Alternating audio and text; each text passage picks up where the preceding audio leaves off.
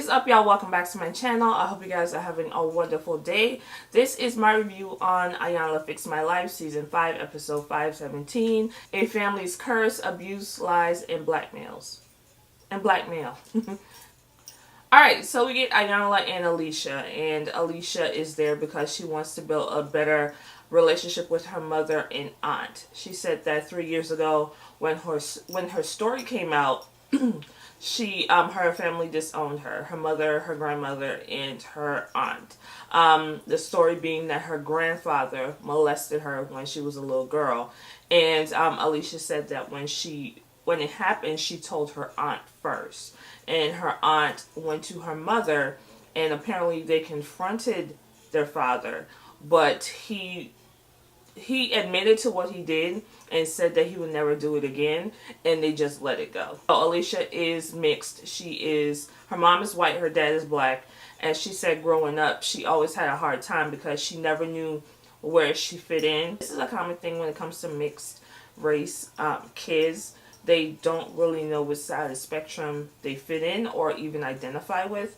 So she said that when she used to get bullied and stuff like that, she never told her parents. She never told her mother because her mother was kind of absent when it came to things that happened with her kids. When it came to the molestation, she said her mother never really talked to her about it. They never sat down and talked about it because her mom wanted her to not speak. She did not want her to bring it up to anybody, especially her father, which is a black man. She did not want him to do it because the grandfather said if he goes to jail, he will kill himself. And she told him not. The mother told her not to say anything because if the father found out, he will kill the grandfather, and that would end him up in jail. So basically, the mother kind of put such a heavy burden on her and guilted her into keeping silent. Alicia does have a organization to help people that have suffered with molestation when they were younger. And she does a series of videos. She's written a book. And in her videos, she has her 8-year-old daughter who she teaches to say something if something happens to her. And Iyanla felt like having her daughter there was a little disheartening to see, because when I saw the clip of the video and the things that she said, I understand what she's trying to do, but it seems like she is putting so much on the back of her daughter. I understand that you want her to understand if somebody touches you what to do, but because Alicia never had that voice growing up, nobody protected her. She is determined to protect her daughter, but I think what she's also doing is damaging her daughter to make her not trust anybody. And that is exactly what you don't want to do. Iyanla asked her, did she trust anyone? And she said no. Growing up, she couldn't trust anyone. She didn't know who to trust, so she never talked to anyone. But now, the only people she trusts is her daughter and God. And she's putting so much weight on her daughter. Her daughter may grow up not trusting anybody and being leery of everything. And I don't want her to subsequently damage her daughter by giving her the voice that Iyanla said that the pain Alicia experienced is giving her purpose as far as her organization. But in my opinion, I'm like, if you haven't healed anything, how are you helping or trying to help other people? That was my stance on it, because she has not healed. She has not healed from it. Yes, she's speaking on it now, but she still has so much trauma. She hasn't really healed. So you can't really help people if you're still suffering from what happened to you and you have not addressed it. Iyanla gives her the famous Mammy T, how just put her on her bosom and rock her. And a lot of just the tears come out. I don't know what kind of bra she got, or what does she put on her titty to make people just break down. I don't really know. Or is it just a hug? I don't really know. But she gave her the Mammy T hug, and yeah, that girl has so much pain and hurt, and she's afraid. That girl is afraid. And it's just, people don't realize the trauma. If you face trauma as a child, how much it can affect you in your life. And a lot of parents, for some reason, feel like, okay, this happened to my child when she was a certain age, but when she get older, she's gonna forget about that. I mean, she was young, she'll get over it. But a lot of people don't realize that that shit manifests and grows as you grow. So the older you get, I mean, it's not going to make the situation less damaging to you. It actually makes it more, because you then start to realize that your parents weren't there to protect you like how they were supposed to be, or you know, you just feel a certain way, and most parents don't realize it until their kids get older and get fucked up. So this is a lot, y'all. So Iyanla sits with Judy. Judy is Alicia's mom, and Iyanla wants to know what's going on, what happened, where did the breakdown happen. And Judy said that her sister called her. They apparently went up to, I guess, the summer house or whatever their parents had, and she didn't go on this trip. It was just Alicia and her Judy's sister, and Judy's sister called her and told her that Alicia told her that the grandfather exposed himself to her. At first she said that she never asked her father, they just took Alicia's word, but then she said that the father admitted it and said that he did expose himself, but you know, he would never do it again. So she took his word for it. She took his word for it. So that was it. She sent Alicia back up to the house, and it was no big problem. And she said her father did not want her mother to know. So he said, please don't tell the police, or please don't call the police, because if he called the police, then he would kill himself. He didn't want the mom to know what he did to Alicia. So she said, you know, he said that he wasn't going to do it again, so I just pushed it under the rug. And she said, well, she didn't think Alicia would even remember that when she got older, so it wasn't a big deal. And I'm like, what the fuck do you mean it wasn't a big deal? You just found out your father, regardless if he is your father or not, but a man has violated your child. And you just say, well, it's not a big deal. He did it one time, and, you know, that's no big deal. What the fuck kind of shit is... Okay. I said I was not going to get hyper in this video. But, yeah, she said that she never thought anything else about it. And she said that she told Alicia, don't tell the father, because if Alicia's father found out, he will kill her father, and then he would end up in jail. And Alicia's father was violent. He was a violent person. She was afraid of the father, and she knew that once he found out, he would kill the father. So she did not want that kind of, I guess, burden on her hands. But at the same time, your daughter's burden you didn't really care about. So Judy went ahead and said that her grandfather molested her and her siblings, and it was just a commonplace thing. He molested her. Her father was molested. The grandfather was molested. So you see the pathology that's going on. The fact that Alicia got molested by the father, I don't know, Judy felt like, okay, that's kind of normal in our family, so, you know, it's just Alicia's turn. I don't really know, but she didn't stop the cycle. It just went on. Alicia is determined to stop the cycle because she has been affected by it most recently. But yeah, she said that the grandfather used to have them both have her and her siblings laying on either side of him, and he would touch them on their panties and all that stuff. So the grandfather molested them as well. I wouldn't even say this is some white shit. I really wouldn't say that, because this is some shit that happens in a lot of families. But she said that Alicia called her father, Judy's father, at the age of 15, and told him that she wanted a car, and said that if you don't give me the car, I will go ahead and tell your wife what you did to me. So at that point, the father he didn't want to live like this anymore, and he ended up telling the wife what happened. So she said, yeah, Alicia tried to extort him, basically. Once Alicia's mother and father got divorced, Alicia finally told her father what happened. And the father, I don't know if the father wanted her to call the grandmother or whatever, but Judy felt like they turned on her after she divorced the father, and they called wanting money, trying to extort the grandmother. This is after the grandfather died. They tried to extort the grandmother for money, because if they didn't get the money, they would, tell what happened. And it was just, I don't know if the father was trying to, I don't know, child.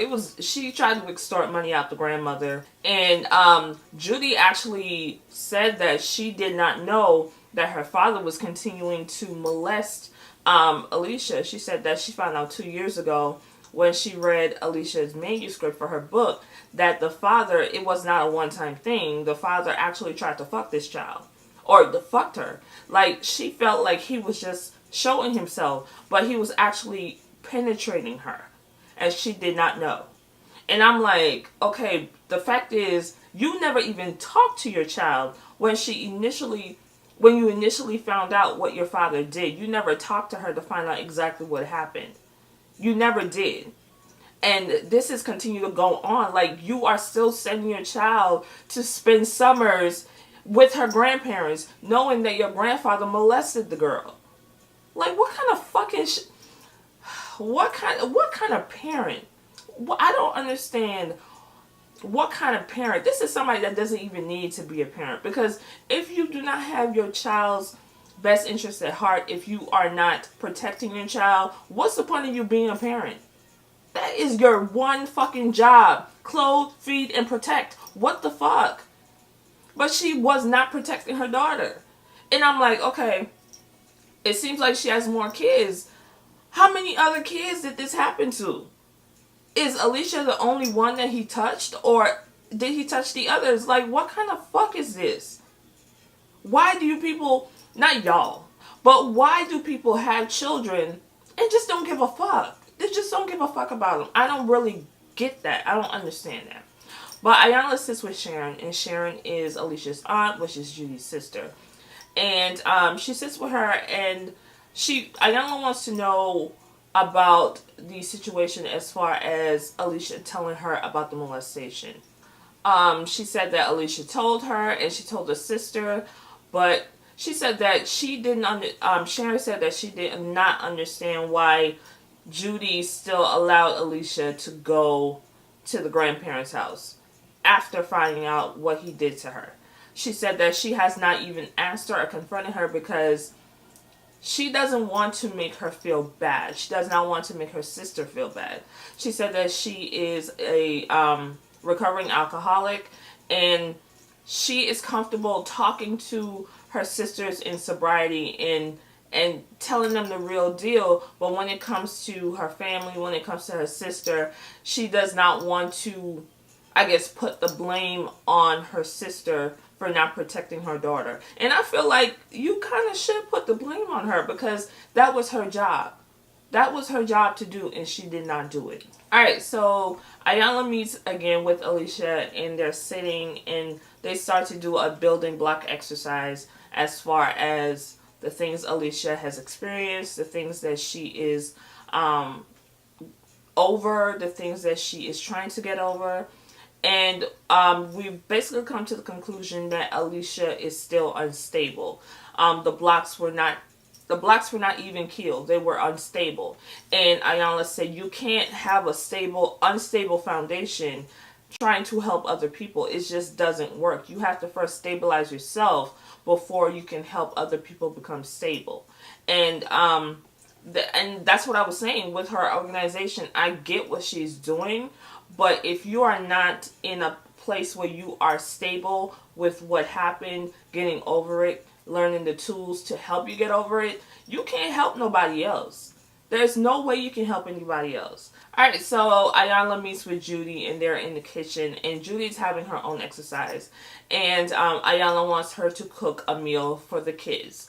And she's starting to cook the meal and they're talking and everything like that. And then you have all these distractions. The first time the doorbell rang and Iyanla said that it was Judy's sister Sharon. Please go answer the door for her. So Judy went to answer the door. The stove is right there. Iyanla starts throwing extra ingredients into the pots because she was making oatmeal and something else. And she put in all these extra ingredients. When Judy came back, there was no one at the door. She's seen, the pot, the oatmeal and everything like that. It's cooking a little too fast. So she's like stirring and stuff like that. And then there was another distraction. There was another doorbell ring. So she goes to the doorbell and there's a box. When she brings the box in, Iyanla said, well, these are for her. They were supposed to be there the day before, but they're for you, Judy. So Judy is so excited about what's in the box, she's not paying attention to the food.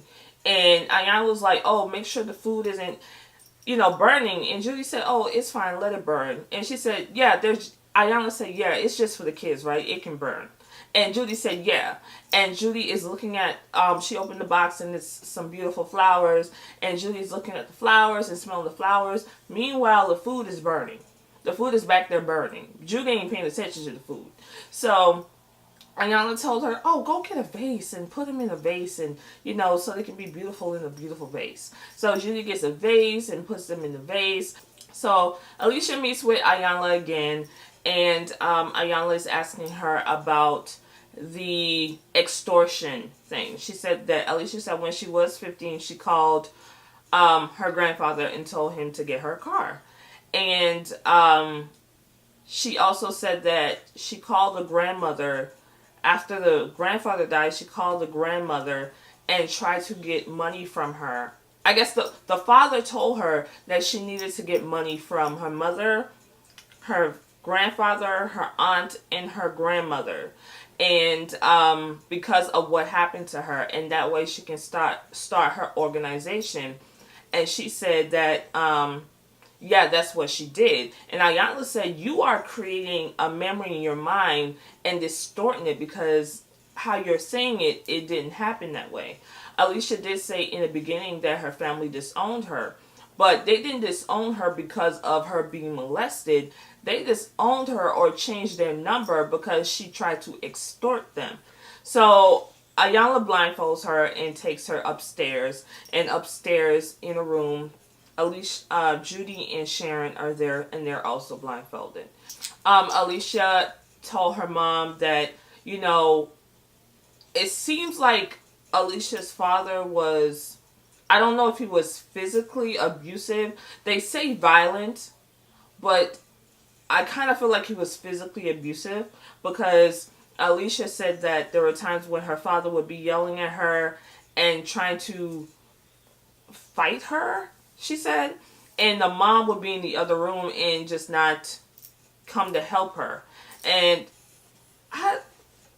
is the mother a victim of domestic violence? And that's why when it came to big situations, she kind of didn't want to make them any bigger. She wanted to bury them because, like she said, if the father knew, he would kill the grandfather and possibly hurt her. I don't really know, but Alicia said that her mom never protected her in any situation with her father or her grandfather at all.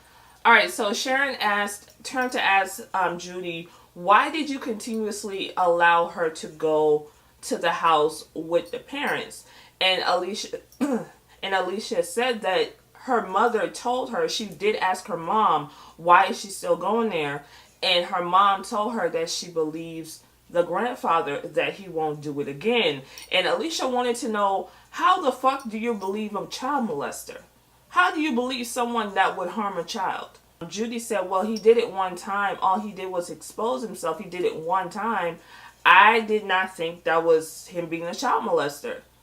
And they had to literally tell her, bitch, that is what a child molester is. Like, she is minimizing this entire situation. Your father exposed himself, even though you then found out that he was doing more than exposing. He was like sexually raping this child, but you still say that he did it one time, and I didn't view it as it's not molestation if he did it one time. He said he wasn't going to do it again. And Cheryl's like, that is literally molestation. Like, why are you minimizing? And I'm wondering, did the father molest her? So Judy asked Alicia to forgive her, and Alicia said that she forgave her. And then they went downstairs. To me, I don't know, y'all. We have talked about this, about how this is edited. The endings are always, I know there's not a fix. Iyanla doesn't fix. We know that, and I've said that many times. But it just seems that there's a disconnect somewhere. I don't know. What did it even get into the root of everything that went on? After she apologized, that was it. They were all smiles. They went downstairs. Iyanla gave them a gift basket of Iyanla merchandise and stuff like that. And they were all smiles. And I was like, what? Am I the only one that feels like there is something missing? Like they're editing out a crucial part of these episodes. I don't know if there's a new production team and they're just not, I don't know, but it was like, I didn't know that was child molestation to like, oh my God, my mom. And I was like, what? Anyway, so the update is Alicia, and she said that she has put her organization to the side for a while and she's trying to heal herself and heal for her daughter, for herself. And Judy said that her and Alicia's relationship has gotten so much better, and said that her and Sharon they have learned to let go of the past and they are moving forward. So let me know what you thought about this episode, y'all. This baby needs serious counseling. She really does. She needs to go to counseling by herself and go to counseling with her mom, because this is a lot of underlying issues. And I think the mom was also, I'm willing to bet that the mom was not only molested by the grandfather, but by her father. I really do. And I think, I don't know, but I feel like if she allowed Alicia to go to their grandparents' house, Alicia, and she has other kids, Alicia was not the only child that he was molesting. So it's a lot, y'all. This family needs a lot of like long-term help, for real. And I want Alicia to get the help, because I don't want her to traumatize her daughter, because that is the path that she's going down. I don't want her to do that. But yeah, the episode was, it was pretty good. I just felt like the ending, of course, the ending was always a disconnect for me. But let me know what you guys thought about the episode. Do not forget to subscribe. Do not forget to click thumbs up for this video. And I'll talk to you guys next time. Bye.